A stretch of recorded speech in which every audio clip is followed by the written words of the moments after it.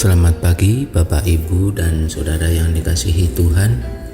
Kita bertemu lagi dalam sapaan dan renungan pagi GKI Salatiga bersama saya, Warcindro. Sebelum kita bersama-sama membaca dan merenungkan firman Tuhan, mari kita tunduk dalam doa. Selamat pagi Tuhan atas anugerah-Mu di hari ini, dan memperkenankan kami untuk kembali menikmati segarnya udara di pagi hari ini. Jika sebentar kami akan membaca dan merenungkan firman-Mu, sertai dan berkati kami agar dapat membaca dan merenungkan firman-Mu dengan baik. Dalam nama Tuhan Yesus Kristus kami berdoa dan mengucap syukur. Amin. Firman Tuhan yang mendasari renungan kita di pagi hari ini terambil dari Lukas 5 ayat 32 yang demikian bunyinya. Aku datang bukan untuk memanggil orang benar, melainkan orang berdosa, supaya mereka bertobat. Bapak, Ibu, dan Saudara yang terkasih, saat ini kita berada dalam masa Prapaskah, waktu yang penuh dengan ajakan untuk merenung, bertobat, dan memperbarui hidup kita.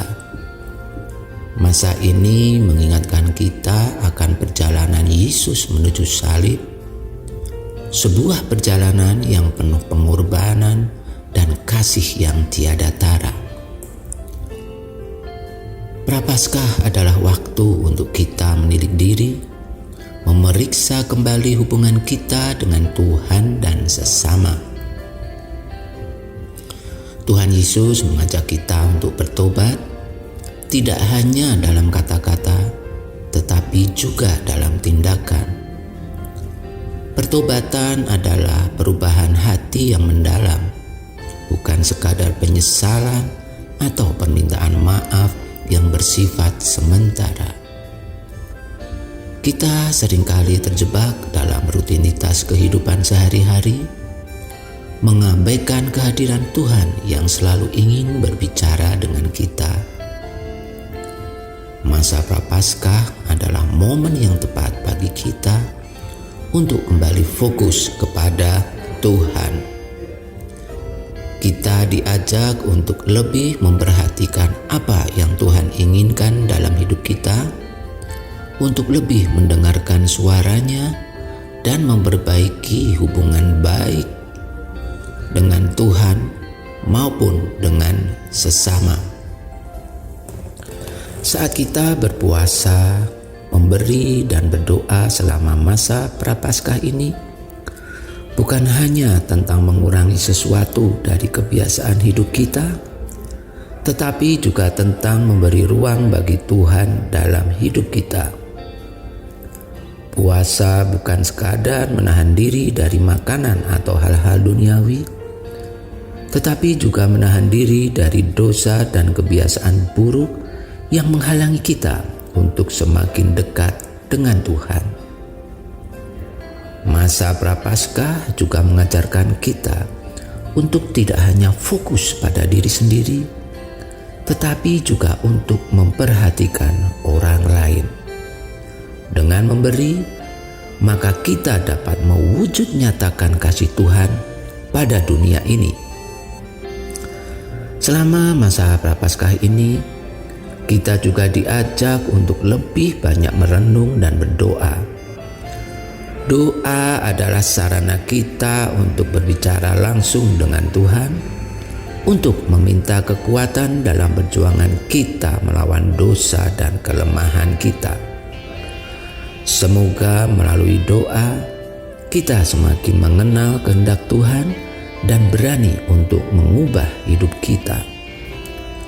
Marilah kita memanfaatkan masa Prapaskah ini untuk menggali lebih dalam makna pengorbanan Kristus, mengingat betapa besar kasih yang telah Tuhan berikan kepada kita.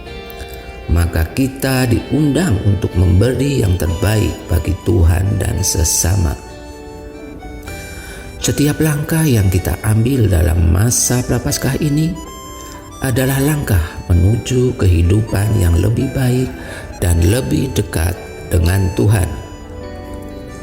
Mari kita berdoa agar selama masa Prapaskah ini kita semakin dikuatkan dalam iman, semakin teguh dalam pengharapan, dan semakin berlimpah dalam kasih.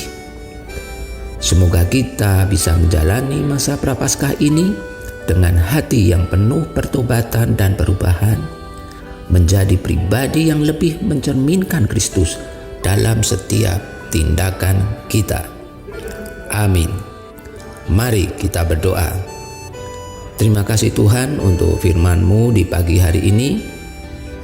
Mampukan kami untuk tidak hanya membaca dan merenungkan firman-Mu, terlebih kami dapat melakukannya dalam kehidupan kami sehari-hari, agar dalam masa Prapaskah ini kami akan bisa menjadi umat-Mu yang mau bertobat dan menjadi pribadi yang lebih baik. Hanya dalam nama Yesus kami berdoa dan mengucap syukur. Amin. Selamat pagi, selalu sehat dan tetap semangat. Tuhan Yesus memberkati.